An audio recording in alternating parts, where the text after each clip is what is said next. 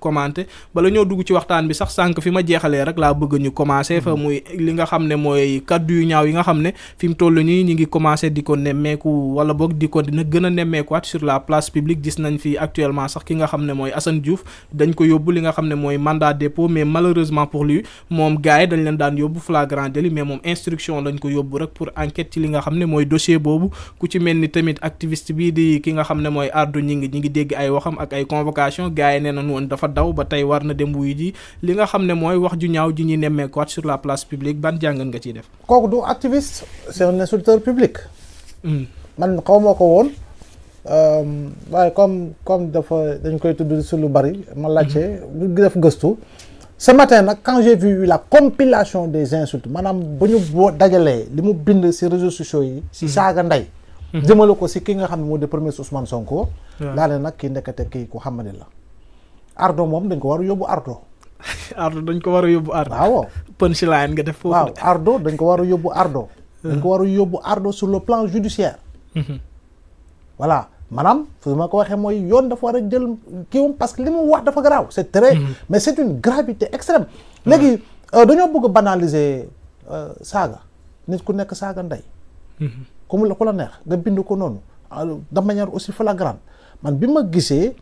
un confrère un journaliste moo def la compilation.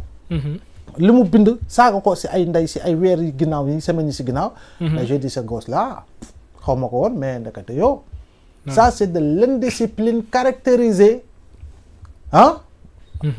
benn gis nga genre yi on te parlera de cas clinique. non. le cas clinique c'est l'indiscipline à tout point de vue gis nga. dañ ko war a yóbbu Ardo buñ ko yóbbu Ardo sur le plan judiciaire.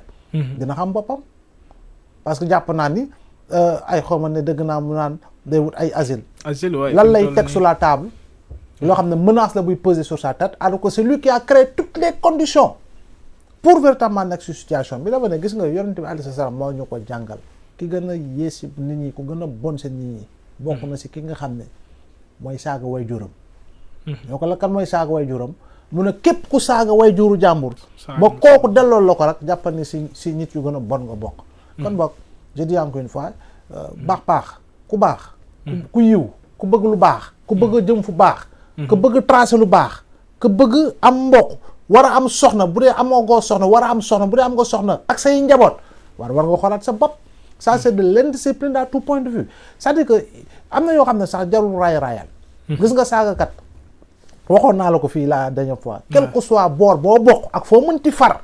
yéen ñëpp on doit vous mettre dans le même panier. vous êtes bon pour mbëbës tout simplement parce que vous êtes des éléments nuisibles société bi parce que la ngeen di jàngal ñi xamagut li bon nga leen di jàngal. koy jàngalaat lu bon nag c'est la war dëgg ay la yoon dafa war def liggéeyam foofu les autorités doivent se montrer véritablement fortes. su ma nee autorité mooy ñi nga xam ñoo ŋànk li jëm ci wàllu yoon tàmbalee ko ci procureur. ba ca juge d'instruction ba ca juge bay àtte. c'est-à-dire que foofu y a pas de demi-mesure parce que lu ñu soxla mooy une éducation des masses. éducation des masses au-delà de la maison au-delà du quartier au-delà de l'école dafa am pàcc boo xam ne nag état moo ko yor. et état bu ñu ko yoree nag dafa nekk état dans sa globalité par rapport ak pouvoir bi nga xam ne mooy pouvoir judiciaire il faut quand même que l'on ñu xamee ko noonu il faut savoir raison garder. waaye pouvoir bi ngay wax sax mooy wàllum justice fi mu toll nii gis nañ ne au début ay verdict d'apaisement lañ leen doon joxe am na ñu nga xam ne flagrant délit lañ leen yóbbu après juge bi daf leen di bàyyi wala boog condamnation bi du nekk prison ferme am na ñu ci am sursis mais le dernier cas bi nga xam ne gis nañ ko mooy le cas de Assane Diouf moom bi mu demee jàkkaarloog li nga xam ne mooy juge bi daf ko yóbbu li nga xam ne mooy instruction maanaam li nga xam ne mooy dossier bi dinañ ubbi ay enquête xool rek ana ñan ñoo nekk ci Assane Diouf loolu tamit nekk na lu nga xam ne lu am solo la. je pense que juge bu demee ba jël décision ubbi li nga xam moo di wàllu instruction waxuma ne nag li nga xam ne moo fi doon xew le plus souvent mais wax nga ko parce que depuis quelques mois ce que l'on voit te ñëpp teg ci bët mooy ñu jàpp ñëpp daal di que flagrant dañ leen di yóbbu si diir bu gàtt diir bu gën a gàtt fu mu gën a gàttee taxaw nga jugé ni la soit da nga nekk ci sursis soit dañ laa relaxé jàpp naa ni boobu léegi moo fi am maintenant juge nag bu demee ba xool dossier parce que en réalité am na loo xam ne yëg na ko te yow maak yow yëguñu ko am na loo xam na ko te loo xam ne maak yow xamuñu ko kon boog faw mu gëstu ko il faut aller jusqu'au bout des choses par moment. Et aller jusqu'au bout des choses par moment mooy effectivement comme si dossier bi instruction parce que xëy na y a anguille sous roche par rapport à pas mal de choses qui se passent. Wala yoo xam ne mi ngi doon waaj a am si loo xam ne effectivement maag yow duñu si xam dara sénégalais lambda bi ñuy seetaan ak keneen ñoo si yem duñu si xam dara. Juge bi nag bu xasee ba jël l'enquête li mu ko jox. Bu dee dañ ko dénkoon OPJ maanaam officier de police judiciaire bi lan la si l'enquête lan fan la yem lan la jëbal procureur yi ban dossier la yor lan la jox juge bi lan la xool wala lan la si xalaat ne da ko si yokk parce que juge d'instruction am na sañ-sañ boobu juge d'instruction am na sañ-sañ procureur jox ko sax dossier mu xool dossier bi rangé ko ba pare lancé waat beneen enquête boo xam ne xëy na moom fi mu ko bugg a jëmale mooy gën a sori amaana. Donc, je pense que de ce point de vue-là, y a pas grand-chose à dire. Justice moo nekk def liggéeyam. dañu bàyyi justice def liggéeyam. En tout cas mi ngi def liggéeyam ci li nga xam ne mooy débordement yi ñuy gis yëpp ci réseaux sociaux yi parce que biñ ci mujj nemmeeku sax fële ci Touba aussi di Moustapha Sarr moom gis nañ moom tamit kàddu yu ñaaw la yëkkati teg ko ci le premier ministre Ousmane Sonko man gëm naa ne moo ci gën a ëppal. dem na bay son cas est hyper dangereux. Ouais. Et lui-même est un homme dangereux. D'une dangerosité dangereuse. Aussi simple. dem bay sàkku ci li nga xam ne mooy France mu intervenir bu duggee si ay wàllu sax xeet ak waaso. dem di faire appel à des puissances étrangères. C'est un ennemi du Sénégal. C'est un ennemi du Sénégal. Je dis bien. Parce que en réalité boo demee bay woote l'armée bu beneen dëkk. C'est-à-dire que toi tu es un ennemi de ton propre pays. Et foofu tamit.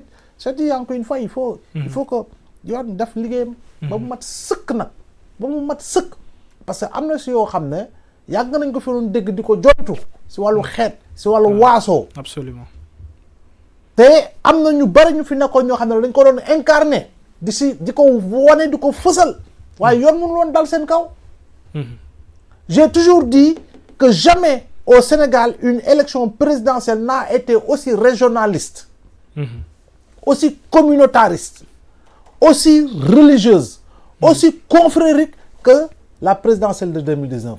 On a laissé le faire, c'est normal. Donc, je pense que feebar boobu nag daf ñoo topp.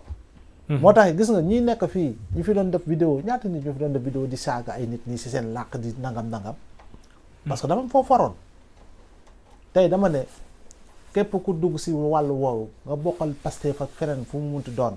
yoon na dal sa kaw duma li mu la war a duma aussi simple que cela parce que notre commune volonté de vivre ensemble kenn amul sañ-sañ remettre ko en cause gis nga ñun dañoo toll benn niveau boo xam ne un pays sous-développé très endetté Omar maak yow xam nga ne lii du suñu poids normal non dëggantaan du suñu poids normal pauvreté moo ñu ko def parce que nous sommes dans un pays sous-développé tey nii waroon na nga toll feneen ma toll feneen amaana buñ nekkoon dans un pays développé léegi nag ñu nekk dans un pays sous-développé yow fu mu toll nii doo lekk ba normal doo naan ba normal ñu bëgg la andil ay waxu ay maa gën yaa ma gën ay waasoo ay xeet c'est des foutaises ñu baal ma ci kàddu yi parce que benn moment aussi tu t'énerves quoi c'est des foutaises tubaab bi amoon nañu façon yooyu oui ma mais dañ ko transcender gis nga Amérique bu muy jël indépendance en 1776 après une guerre contre les Anglais. seen constitution lañ sa njëkk a bind mooy titre de noblesse ne sera donné à un quelconque citoyen américain. kon boog société ñëpp ay yemandoo égalitaire. société boobu dafay transcender lu bari da koy transcender pour mën a jëm si li nga xam ne moo di axe de développement ñun aussi ku nekk na nga gëm li nga gëm ku nekk na nga topp li nga topp mais nañu transcender clivage yooyu nga xam ne c'est des blocages culturels le plus souvent mais pour ñu yegg si benn niveau boo xam ne c'est un niveau de mentalité changeante de mentalité qui vit une révolution par rapport à un modèle de développement et de construction boo xam ne fa la ñu war a jëm mbir baa ngi nii suñu kanam ñu ngi koy séen mais ñun ñoo bëgg a dem ñu ngi si lëndëm gi waaye ñu ngi seen leer gi léegi ñu ne ñun dafa am ñoo xam ne ñoo ñuy tere yegg si leer gi mais léegi Omar nu ñuy def duñ leen foise duñ leen dóor ay joon tel te jàllale leen après ñun dem suñu yegg si lumière bi mais lépp fa la ñu war a yegg si nous devons aujourd'hui nous dire une chose. L'impératif, la nécessité absolue pour tout citoyen sénégalais, quel que puisse être son rang, son grade, son appartenance religieuse, ethnique, c'est de travailler ensemble à transformer le visage du pays sur le plan structurel par rapport à des approches économiques et financières. amul leneen loolu rek moo ñu war a soxal. liggéey ngir mën a dabu. liggéey bu ngir mën a génn ci ndóol. liggéey pour que jeune sénégalais bi quel que puisse être fu mu nekk ca Matam ca Podor ca Saint-Louis ca Fatick qu'il sente qu'il est dans un pays où les choses bougent où les choses avancent. daf lañ toll Omar. mais léegi on va nous bombarder ay gars yu nekk ci réseaux sociaux yi. parce que en réalité ils reçoivent je sais pas des enveloppes ou quelque chose comme ça. Des gens qui ne sont que le prolongement de langue ensanglantée qui ne conjugue le verbe qu'autant de la médisance et de l'insulte bëgguñu fat. mais lan moo ñu andi fii parce que auparavant suñu daan wax politique idéologie la ay idée lañ doon teg di ci développer di ci débattre mais aussi nga daan gis ay école du parti muy am ñu fay tàggat li nga xam ne mooy ndaw ñi. mais malheureusement loolu lépp léegi gisatuñ ko. mais kenn gisatu ko parce que lu tax acteur politicien bi moo wëlbatiku changé. xam nga mutant. xam nga le mutant. non c'est-à-dire que la nga doon da ngay jékki-jékki ku mel nga mel ni ku soppeeku doon leneen. politicien Sénégal dafa ñu wëlbati ku soppeeku doon leneen du mën na ñëpp nag. mais ñu bari si ñoom pour lan pour des strapontins pour lan pour des sénécures pour lan pour des prébendes parce que loolu ma leen soxal naka laay fexe ba am poste. naka laay fexe bay sama poste di fees donc man ay modèle idéologie ay l'école du parti soxaluma tolloo nañ fi benn moment yàggul tuuti y a quelques mois mënal saaga mënal xaste mënal yuuxu on te nomme à un poste de responsabilité loolu mooy dëgg da nga ci am promotion ouais mais bien sûr combien de gens ont eu des promotions parce que dañoo mën a daggalaate rek mais après léegi nag mais ku dégg loolu da ngay dem jàng daggal boo mënoon daggal da ngay dem jàng daggal. moo doon wax l'école du daggalisme. daggalisme. voilà kon dafa daggante bi dina métti. voilà l'école du daggalisme. foofu loolu lañu bëggoon dugal forteusement la majorité des Sénégalais xam nañu ni. que cette école là. elle est au-delà de ne pas d'être une école à ne pas fréquenter c'est une école en terre sous terre. Absolument. Et que l'école est là. Et que la majorité des Sénégalais, la majorité des jeunes, particulièrement des jeunes, ils sont tous de l'école des valeurs. C'est que nag dañoo bëggati di wane anti-valeur ñu foog ni moo ëpp doole anti-valeur amul ëppul doole Sénégal. valeur moo ëpp doole Sénégal. Absolument. C'est ce qui incarne les anti-valeurs ëpp ñu doole Sénégal dañoo bari bruit. xam nga ay rajo yoo xam ne pile yu pile di waaj a jeex la. gis nga rajo bu pile bi di waaj a jeex moo ëpp bruit fop loo gis mais. ëpp ñu fi ñi prône valeur ñi dund valeur ñu nekk ci valeur ñoo ëpp fop regarde aujourd'hui nous sommes au mois de Ramadan quel est le quartier de Dakar booy jaar te gisoo ay jeunes yu organisé wu pour mën a bégal ay doomu aadama seetuñu nag kii diine la bokk wala kee bokkul diine képp ku ñu romb solol short doon jigéen solol mini doon jigéen daan la jox café daan la jox mburu amul Dakar am solo la. ban quartier la amul Dakar. fépp kay foo tourné yaa ngi koy gis. ñaata nit ñooy ba ñooy si weeru koor ñooy joxe sarax. asaka ndox au-delà de ces jeunes là kon boog li fi valeur moo ëpp lu fi dul valeur. waaye lu fi dul valeur la ñu bëgg gën a fësal. il faut quand même que l'on se dise une chose. politiciens yi nag ñenn ñi moom ñu Sénégal. te gis nga le temps du chantage politique là. jàll na. chantage politique jeex na. non jàll na. comme kay lay ñëw Sénégal mais jàll na. ay ñoo teg pression ñëw toog ci télé bi di commencer attaquer xaste këlëng ñu ne kii balaa muy sore xaa ñu jox ko poste mu noppi. dala fi doon am on a enterré l'école du parti comme ni nga ko doon waxee. parti yu fi nekkoon au pouvoir yépp parti bu fi mujjee nekk au pouvoir mooy parti APR. am na école du parti. ku ko jiite woon du Maître Djibril War mooy c'était le directeur de l'école du parti mais yàgg naa wax que ne cette école là. C'est une école sans classe ni professeur. foofu de kenn mënu fa jàng dara. voilà mi ngi noonu y avait même pas d'élèves. donc il faut quand même que l'on revienne véritablement si li nga xam ne moo di valeur yi. valeur yaa ngi fi jógewu fii. tey bu ñu nee màggal ñaata ni tey daw Touba. pour lan parce que foofu c'est le symbole des valeurs bu ñu nee gàmmu ñaata nit ñooy daw Tivaouane Medina Baye parce que lu tax cité yooyu elles incarnent les valeurs fondamentales du point de vue de la religion, du point de vue du comportement, du point de vue de l'autre point de vue.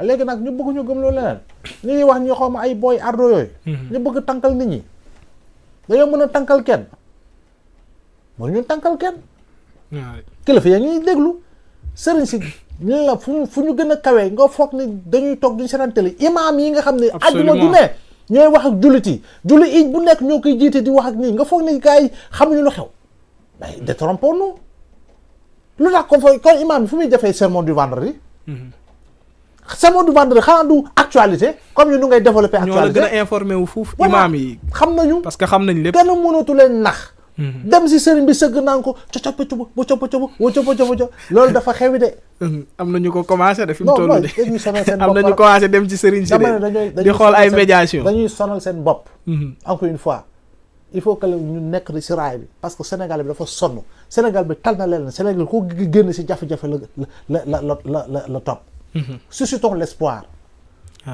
loolu fa ñu toll suscitons l'espoir et que susciter l'espoir bu mu fa yem après avoir suscité l'espoir créons l'espoir qu'il soit palpable qu'il soit visible ñu war ko mën a dund fa la ñu toll si Omar fàtt nañ ñu am na solo xam naa dinañ ko gën a topp fi mu toll nii moom justice bi mi ngi ciy def liggéey bu am solo parce que kaddu yu ñaaw yi nga xam ne ñi ngi koy gis même su premier ministre wala boog un membre du gouvernement deful plainte procureur mooy autosaisir wu jël li nga xam ne mooy ay matuwaayam pour arrêter li nga xam ne mooy phénomène boobu ñu wax ci leneen lu nga xam ne tamit li nga xam